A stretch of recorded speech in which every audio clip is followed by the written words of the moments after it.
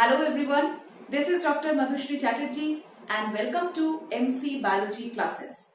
In today's lecture, I am going to discuss about Hardy-Weinberg principle, its concepts and few numericals associated with it. So we are going to solve few numericals as well, and you all know after the class, ma'am will provide you some practice questions because practice makes a man perfect. Let us now start with the Hardy-Weinberg principle. Okay. Now this Hardy-Weinberg principle comprises two equations. It comprises two equations, and remember that these two equations are valid only for a population which is non-evolving. That means which is stable, or we can say the population is in equilibrium. Okay, so let me write here, for a population which is non-evolving or which is stable or which is in equilibrium. And the second point is that according to this principle, according to Hardy-Weinberg principle, allele frequency and genotype frequency will remain constant from generation to generation. That means allele frequency and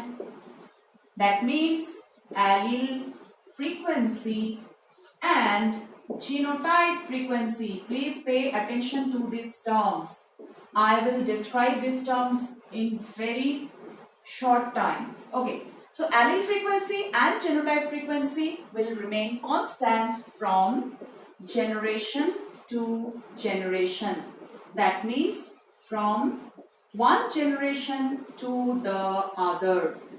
So try to remember this point, and this is the basis of Hardy-Weinberg principle. Okay, but here is a very important condition. What is that? This will be valid only under some specific conditions. Okay, this is not valid for every situation. That is the allele frequency and genotype frequency. This will remain constant from generation to generation only when certain conditions satisfy. Now let me write the conditions.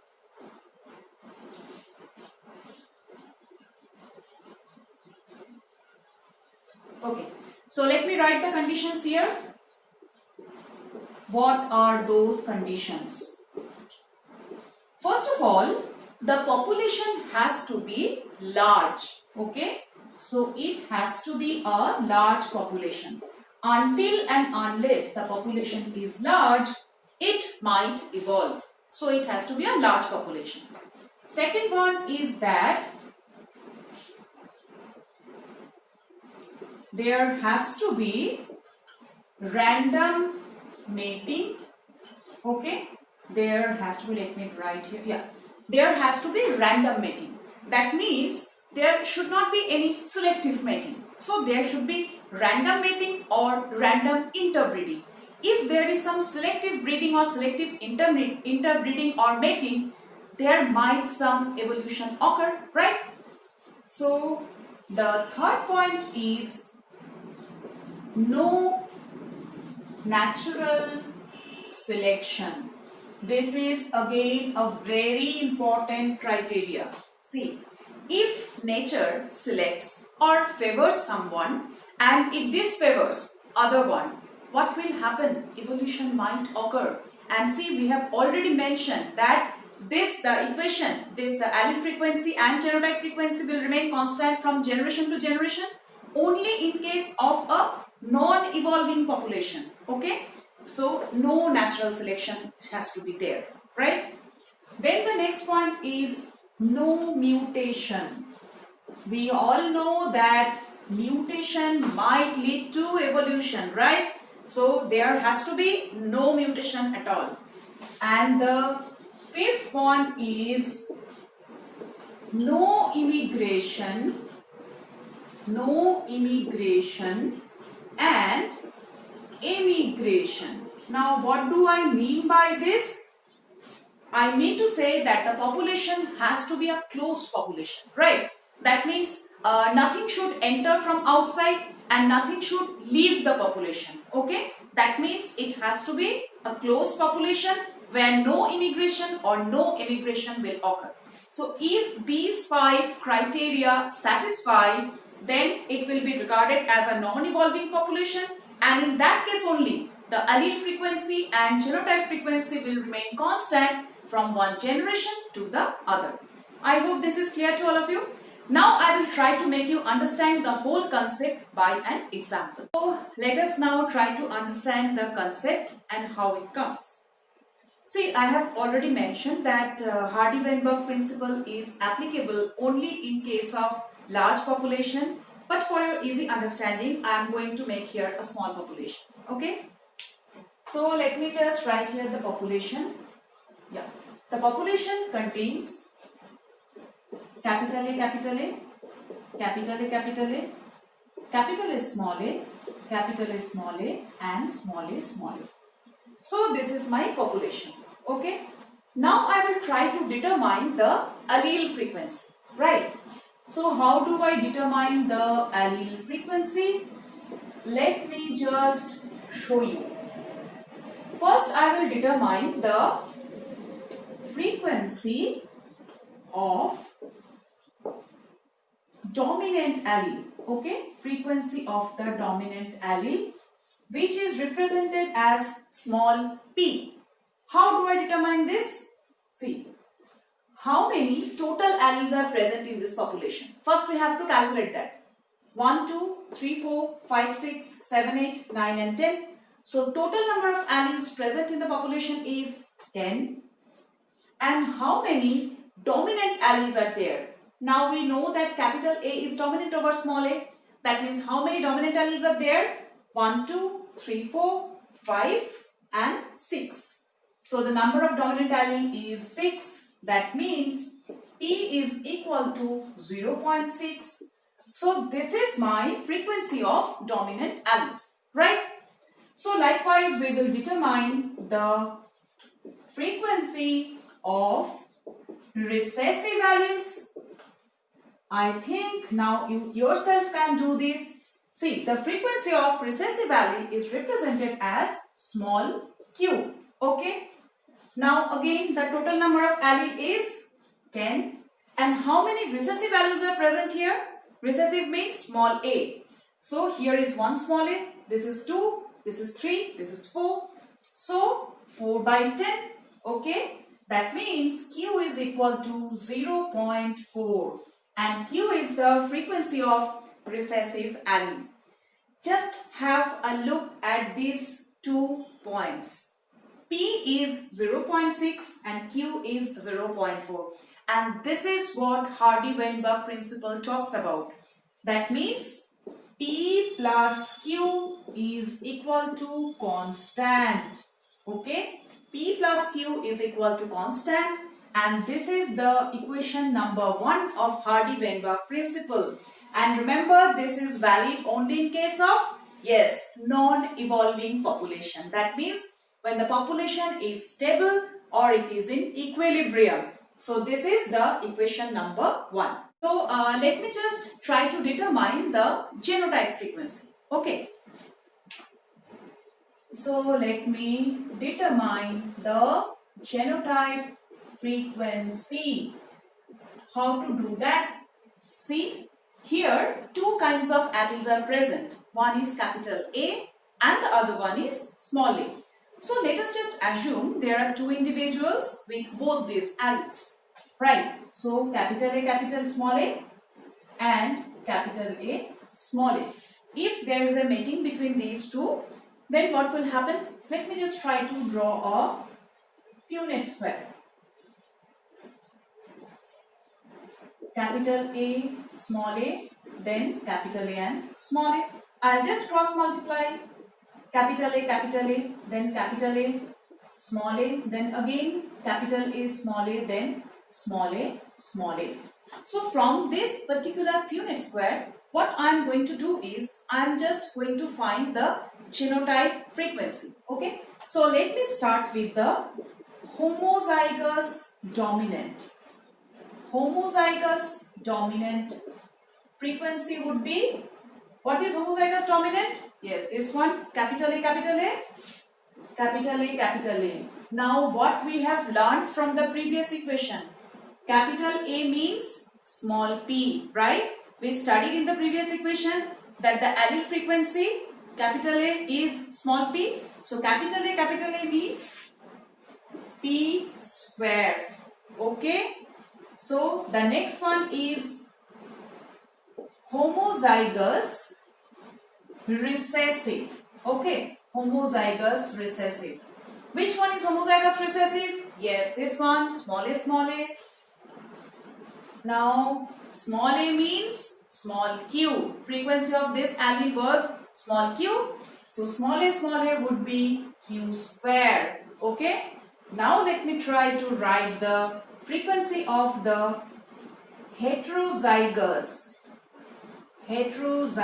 condition. Now, what would be the frequency of heterozygous condition? Let me just try to make you understand. Heterozygous is this one, capital A small a and capital A small a. That means two capital A small a are there. What I am going to write here?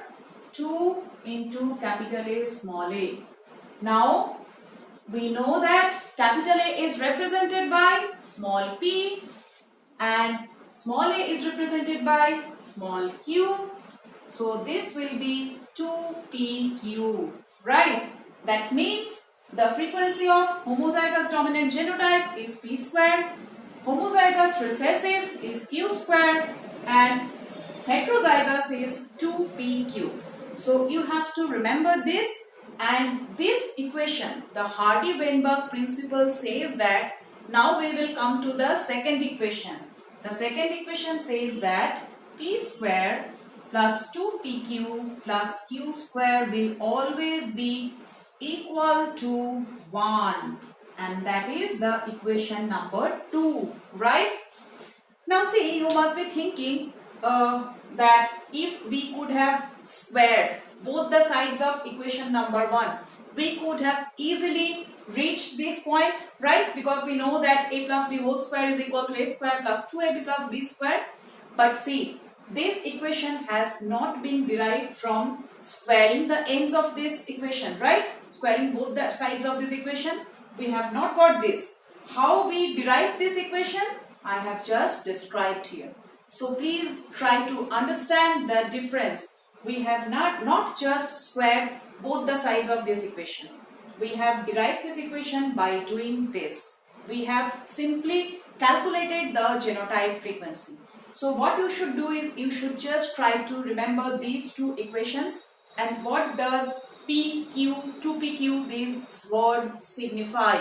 So P stands for the frequency of the dominant allele. Q stands for the frequency of the recessive allele. P square is the genotype frequency of homozygous dominant. Q square is the genotype frequency of the homozygous recessive. And 2pq is the heterozygous genotype frequency. Okay? If this much is clear to all of you, then we can move on to some numerical problems. Until and unless you solve some numerical problems, I don't think the clear concept will be there, right? So let us begin with some numerical. So this is our question number 1. Okay? Just have a look at this question. And if you want, you can take a screenshot as well. If 49 individuals in a population of 100 individuals express a recessive phenotype, what % population would be heterozygous? Now let me just try to attempt this question. How we are going to do this? See, recessive phenotype, right? It's mentioned that recessive phenotype. Now we know that recessive means, yes, q square, right? Now, 49 out of 100 is recessive. So, we would write here q square is equal to 49 upon 100. So, therefore, q would be 0.7, right? Then, just try to remember the equation number 1. What it said? It says that p plus q is equal to 1 and you have q, that is 0.7. Therefore, the value of p would be 1 minus 0.7 that is equal to 0.3, right? Now see, in question it has been asked that what percent of population would be heterozygous. Now remember, heterozygous means, yes, heterozygous means 2pq, right? Heterozygous is 2pq. So 2pq is 2 into p means 0.3 and q is equal to 0.7. So our answer would be 0.42. But this is not the answer of this question. We are still left. What percent population? In question it has been asked what percent population would be heterozygous. So if the genotype frequency is 0.42, it means this is 42% and this is the answer. 42% of the population is going to be heterozygous. Is it clear to you? So this is our question number 2. Let me just read out the question. In a random mating population of 1 lakh individuals, the frequency of recessive allele is 0.4. How many individuals will have homozygous genotype? Now see, in the question, the frequency of recessive allele has been given. We all know that recessive allele frequency is represented as small q. So, in this question, the value of small q is given and that is 0.4. And we know from the equation number 1 that p plus q is equal to 1. So, if the value of q is 0.4, then the value of p would be 1 minus 0.4, that is 0.6, since p plus q is equal to 1. Now we have to determine how many individuals will have homozygous genotype. Now by the term homozygous genotype we mean homozygous dominant as well as homozygous recessive. So if we take homozygous dominant, that is p square, and if we take homozygous recessive, that is q square. And we have to determine this value, p square plus q square. Now we have the value of p and q in our hand. So p square would be 0.6 square plus 0.4 square. So this would be 0.36 plus 0.16. That is 0.52. Okay. So this is the total frequency of homozygous genotype, that is 0.52. Now in question it has been asked how many individuals. So we have to calculate the number of individuals with this particular genotype. Now see, 0.52 means what? It means 52 divided by 100. That means in a population of 100 individuals, 52 individuals will have homozygous genotype.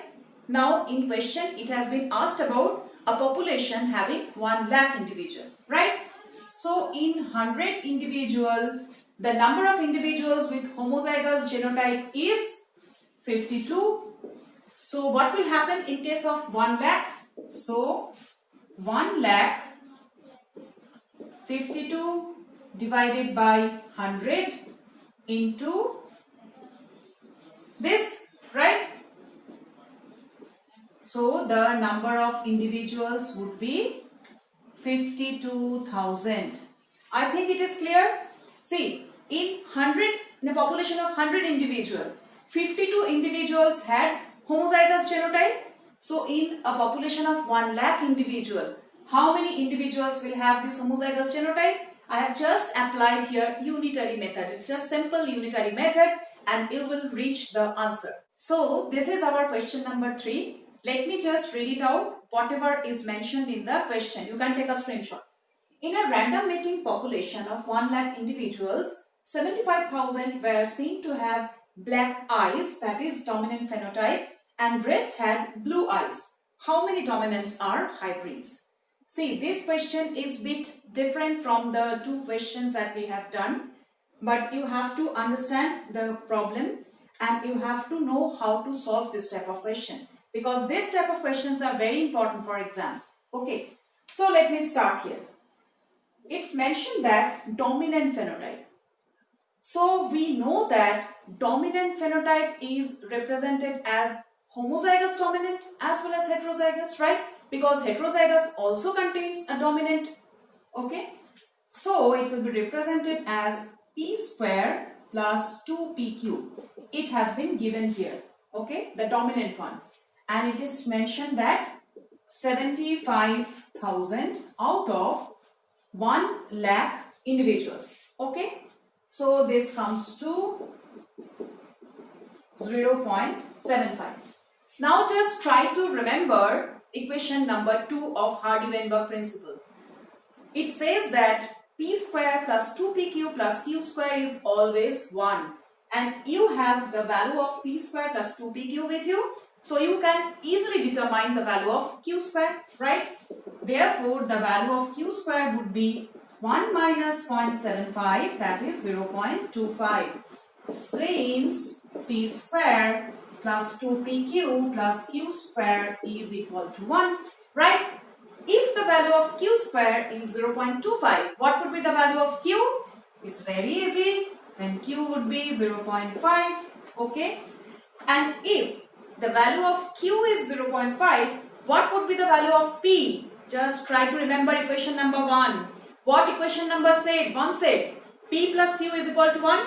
If the value of q is given, then we can easily find the value of p, that is 1 minus 0.5 is equal to 0.5, since p plus q is equal to 1. See, in this particular question, we are applying both the equation 2 and equation 1, right?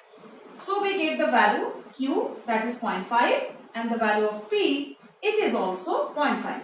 Now what we have to determine from this question? How many dominants are hybrids? Now we know that hybrids are represented as, yes, it's heterozygous. So hybrids are represented as 2pq, right? So 2pq value would be 2 into p means 0.5, and the value of q is again 0.5. So this would be 0.50. Okay. Now how many? That means the number are asked here. Okay, how many? See, 0.50 means what? 0.50 means 50 upon 100. That means in a population of 100 individual, 50 individuals are hybrid. Now in question it has been asked, how many would be hybrid in a population of 1 lakh individual? So like question number 2, again we will apply simple unitary method. So if in a population of 100 individual, 50 are the hybrids, so in a population of 1 lakh individual, the number of hybrids would be simple unitary method, this one, okay? So the result is 50,000. So how many dominants are hybrid? 50,000 would be hybrid. I think it is clear to all of you. So with this the lecture ends, but like always ma'am will bring some practice questions for you, and those questions will appear on your screen very soon. And yes, I have one more thing to tell you, that if you have any query, any doubt regarding whatever I have taught in this class, please feel free to ask me. Please write in the comment section. I will be waiting. I will be waiting to solve your queries, solve your doubts. And my email ID will be also given in the description box. You can send me an email as well. Okay? Thank you so much. Thank you for watching. Best of luck.